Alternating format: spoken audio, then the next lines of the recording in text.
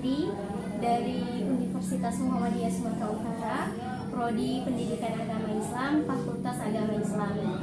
Jadi, maksud tujuan kedatangan saya di sini untuk mewawancarai Bapak mengenai pengenalan lapangan persekolahan serta struktur organisasi dan tata kelola sekolah. Dan ini merupakan tugas dari dosen saya dengan mata kuliah pengenalan lapangan persekolahan. Sebelumnya saya mengucapkan terima kasih karena Bapak sudah meluangkan waktu untuk saya. Langsung saja Pak, pertanyaan pertama yang akan saya tanyakan. Bagaimana sejarah berdirinya SMK YWKA Medan? SMK YWKA Medan sejarahnya sebagai berikut. Bahwasanya nama SMK itu Sekolah Menengah Kejuruan. Jadi kalau dulu namanya SMEA, Sekolah Menengah Ekonomi Atas. YWKA itu adalah Yayasan Wanita Kereta Api, berdiri pada tahun 1988. Ya. YWKA itu merupakan organisasi daripada Yayasan Kereta Api PIKA, yaitu perkumpulan istri-istri kereta api. Kemudian mereka membentuk Yayasan Wanita Kereta Api, kemudian membuka cabang di Medan, pusatnya di Bandung. Nah, di Medan diketuai oleh namanya UPD, Unit Pembantu Daerah. Nah, Unit Pembantu Daerah ini mengelola mulai dari tingkat sekolah TK, SD, SMP, dan SMK. Nah, itu dia sejarah berdirinya.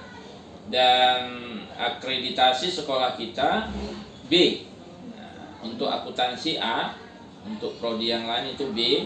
Dan sekolah kita insya Allah di bulan 12 nanti akan mendapatkan sertifikat ISO 9001 2015, 21001 2018. Nah, itulah mengenai sejarah berdirinya. Kepala sekolah yang pertama itu namanya Darius SH. Sekarang Bapak itu sudah menjadi wakil rakyat atau anggota DPR di Batubara.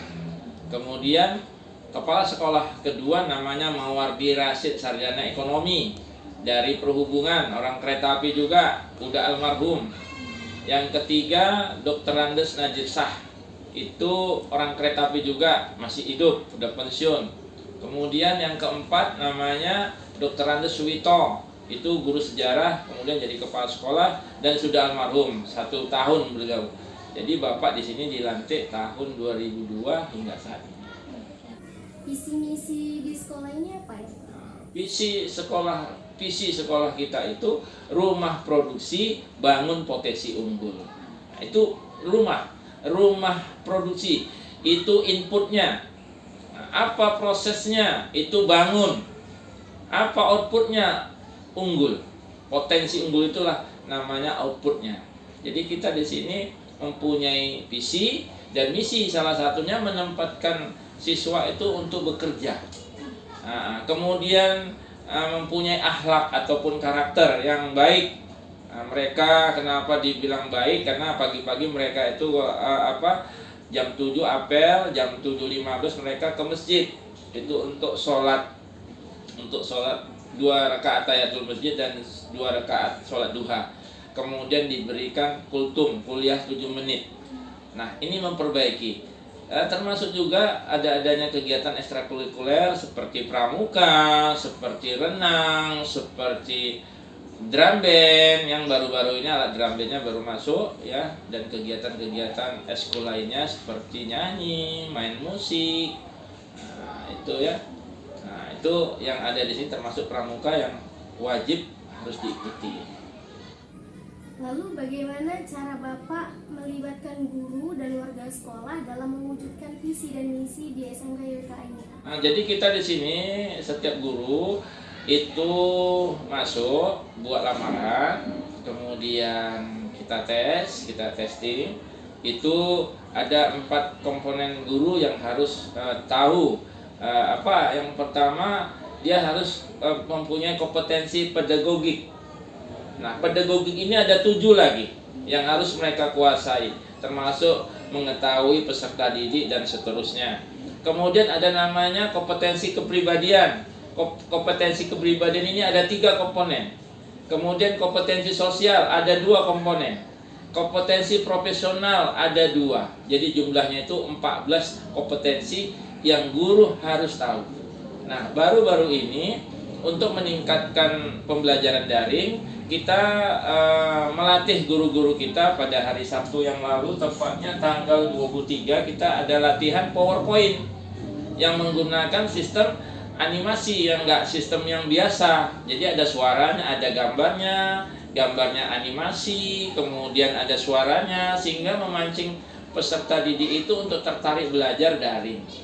Nah, itu dia. Jadi kemudian setelah itu kita supervisi gurunya, kita tes. Kita tes supervisi gurunya. Nah, kemudian baru kita buat kesepakatan kerja. Itulah tata kelola mengenai SDM yang ada di sini. Dia S1. Bagaimana dengan kultur atau budaya yang diterapkan di sekolah ini, Pak? Budaya yang diterapkan di sini, kita menerapkan budaya Ingakso Suntulodo, Ing Madio Mangunkarso, Tut Yuri Handayani. Kemudian ditambah lagi dengan 7M, ya 7S lah kalau dibilang, salam, sapa, senyum, nah itulah. Nah, jadi termasuk itu. Disitulah budaya yang kita terapkan sehingga menjadi rumah, sehingga guru di sini memimpin, melayani, mengabdi. Itu budaya yang harus diterapkan. Selain guru itu mempunyai karakter seperti cinta, peduli, asuh, love, care, real, cinta, peduli, asuh. Jadi guru itu harus cinta sama siswanya. Guru itu harus peduli sama sama siswanya. Guru itu harus asuh dan asih kepada gurunya. Inilah yang dibingkai oleh Ki Hajar Dewantara itu tadi penjabarannya, Ingakso Suntulodo, Ikmado Mangunkarso. Guru sebagai pendorong di belakang, di tengah guru sebagai penyemangat, mengobarkan semangat, ayo belajar, ayo kreatif. Nah, itu guru sebagai penyemangat di tengah, dan di depannya guru sebagai teladan. Nah, itu yang dibudayakan di sini. Makanya yang kita dapatkan di sini, sehingga murid-murid di sini menjadi murid. The best is always sought after. Yang terbaik itu yang dicari. Karena kita SMK. Karena visinya itu BMW. Tamatan SMK bisa bekerja.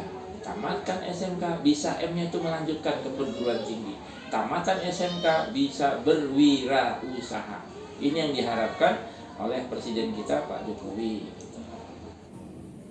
Jadi selanjutnya Pak, kita masuk ke bagian struktur organisasi dan tata kelola sekolah. Jadi bagaimana struktur organisasi di SMK YWKA ini? Jadi struktur organisasi kita itu ada pembina itu YWKA, ya. Di YWKA itu di bawahnya, garis ke bawahnya, garis koordinasinya itu ada namanya. Jadi yayasan itu mempunyai badan pengelola sekolah. Nah, badan pengelola sekolah ini dibantu lagi oleh UPD Jawa dan Sumatera. Kebetulan kita di Sumatera Utara, Medan, maka UPD Medan. UPD Medan ini terdiri dari TK, SD, SMP, SMK. Nah, kemudian SMK ini memiliki kepala sekolah, memiliki bendahara, memiliki yang namanya ada di situ mulai dari PKS 1 bidang kurikulum, nanti bisa dipoto di situ ada struktur organisasinya, ada bidang kurikulum, ada bidang sarana, ada bidang kesiswaan, ada bidang humas dan industri, ada bidang yang namanya manajemen mutu. Nah, barulah tata usaha. Kemudian di bawahnya guru, di bawahnya lagi siswa. Ada garis komando, ada garis koordinasi, itu ada di situ, nanti boleh dipoto, itu dilengketkan kecil aja karena yang besar belum siap. Selanjutnya yang akan saya tanyakan tentang intrakurikuler, ekstrakurikuler, dan kokurikuler, Pak.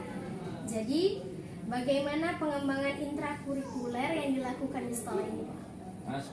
Semuanya terkoordinasi karena sekolah kita sudah ISO, semua tata kelola itu sudah ada standarnya.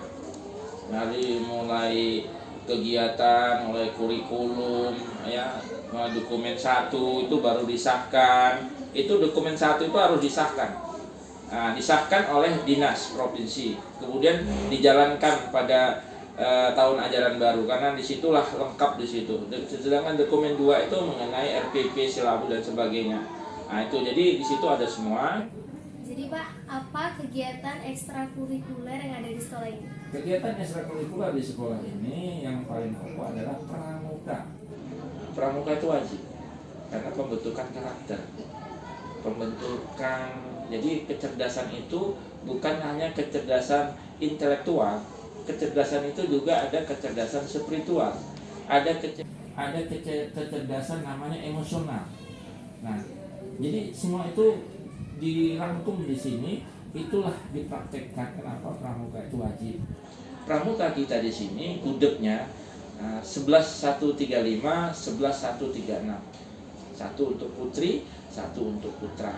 Nah, itu wajib kegiatan ekstrakurikulernya. Sedangkan yang tidak wajib mereka juga harus ikut seperti renang, ya, seperti silat, seperti drum band, seperti kelompok diskusi belajar, pengajian, baca Quran, hafiz Quran. Nah, itu ekstrakurikuler. Bagaimana penerapan kokurikuler di SMK Yota ini, Pak? Jadi kalau kokurikuler itu mendukung intra dan ekstra didukung oleh kokurikuler. Itu yang berkaitan berkolaborasi dari ekstra dan ko. Jadi sehingga mereka tadi ada tambahan di luar itu, di jam itu mereka bisa belajar. Mendukung intra dan ekstra didukung oleh kokurikuler. Les mengaji, les nanti bisa bahasa Inggris atau hafiz Quran. Sekian dulu Pak wawancara kita hari ini. Saya ucapkan terima kasih banyak. Semoga apa yang Bapak sampaikan tadi bermanfaat untuk saya. Wassalamualaikum warahmatullahi wabarakatuh. Waalaikumsalam warahmatullahi wabarakatuh.